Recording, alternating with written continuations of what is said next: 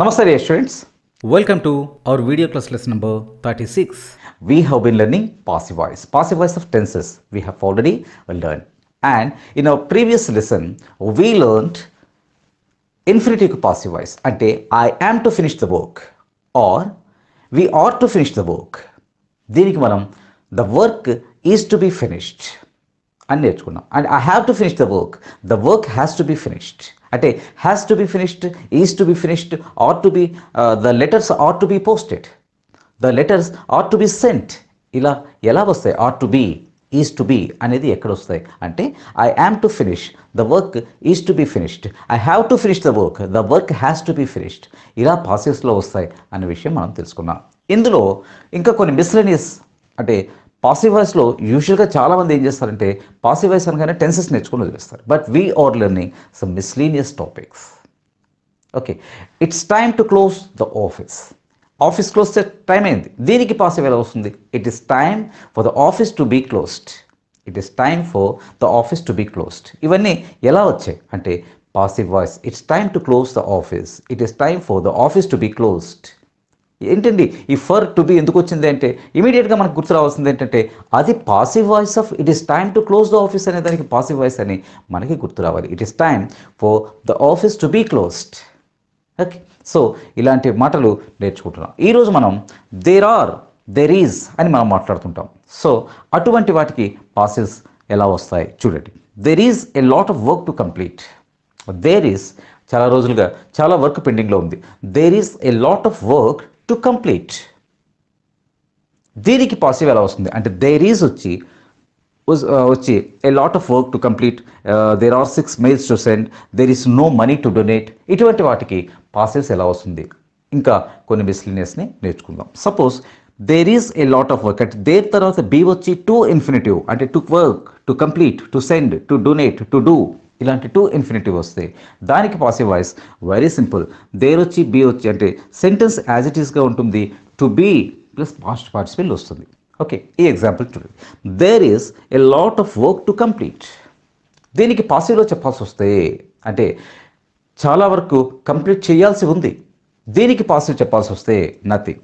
There is a lot of work, ఇక్కడ to కంప్లీట్కి బదులుగా టు బీ కంప్లీటెడ్ అని చెప్తే సరిపోతుంది. అంటే there is a lot of work to be completed అంటే చాలా పని కంప్లీట్ కావాల్సి ఉంది. There is a lot of work to be completed. Okay, అంతే. అలాగే there are 6 mails to send. There are 6 mails to send.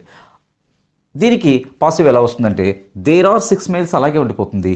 To send అనే to infinitive కాస్త to be sent గా మారిపోతుంది. అంటే there are 6 mails to be sent, పంపించబడటానికి ఒక 6 mails ఉన్నాయి. There are 6 mails to send passive voice. There are 6 mails to be sent. Okay, and there is no money to donate. There is no money to donate. There is no water to waste. అసలు waste చేయడానికి water లేదు. There is no water to waste అంటే అప్పుడు ఎలా వస్తుంది? There is no water to be wasted. Waste అవ్వటానికి అసలు వాటరే లేదు. అలాగే there is no money to donate. There is no money to be donated. Okay, there is no work to do. చేయటానికి పనే లేదు. There is no work to do. Passive ఎలా వస్తుంది? There is no work to be done. There is no work to be done. ఇలా మనకి ఈ to infinitive అంటే there ఈస్తో మొదలై ఒక సెంటెన్స్ దేర్ ఈస్తో మొదలై టు ఇన్ఫినిటివ్ వస్తే okay, there are no students to teach. Okay, there are no students to be taught. అర్థమవుతుందా? సో దేర్ ఈజ్ ఇలా వచ్చి టు ఇన్ఫినిటివ్ వస్తే పాసివ్ వాయిస్లో దేర్ ఈజ్, దేర్ ఆర్ అలాగే ఉండి టు ఇన్ఫినిటివ్ కాస్త టు బీ ప్లస్ పాస్ట్ పార్టిసిపల్గా వస్తుంది. అంటే to complete, to be completed, to send, to be sent, to donate, to be donated, to waste, to be wasted ఇలా మనకి వస్తుంది. మరొకటి ఏంటంటే డబుల్ పాసివ్స్. యూజువల్గా ఒక సెంటెన్స్లో 2-3 వర్డ్స్ని కూడా మనం యూజ్ చేస్తాం. అలా డబుల్ పాసివ్స్ వస్తే ఏం చేయాలి అంటే suppose they looted the shop and took away the money.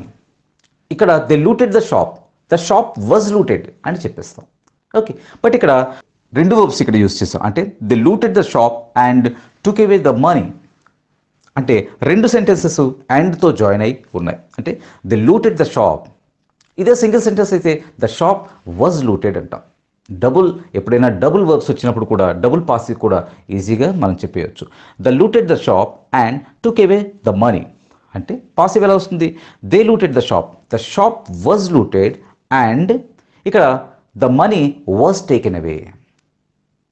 రెండు సెంటెన్సెస్ విడివిడిగానే చూడండి. They looted the shop was looted and ఇక్కడ సెకండ్ సెంటెన్స్ ఉంది and they took away the money అంటే the money was taken away. ఇప్పుడు రెండు కలిపితే same, the shop was looted and the money was taken అవే. ఇక్కడ shop అని ఒక object, money అని ఒక ఆబ్జెక్ట్ ఉంది.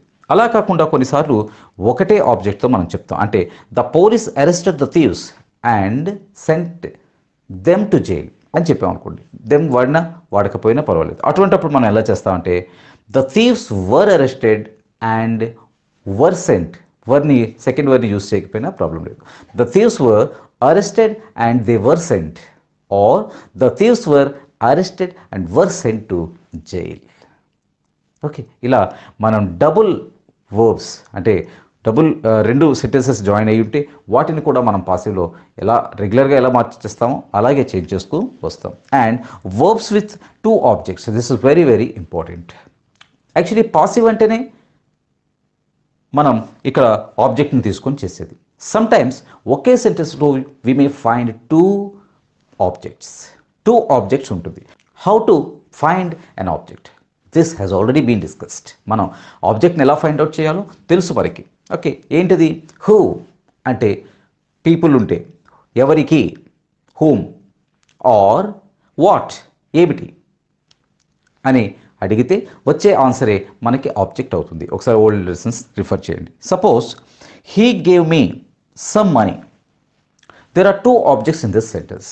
ఒకటి me and second one some money. ఎలా వచ్చింది? రెండు ఆబ్జెక్ట్స్ ఎలా అయ్యాయి?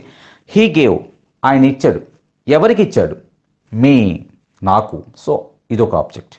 ఏమిటి ఇచ్చాడు? Some money. ఇది ఒక object. So he gave me some money.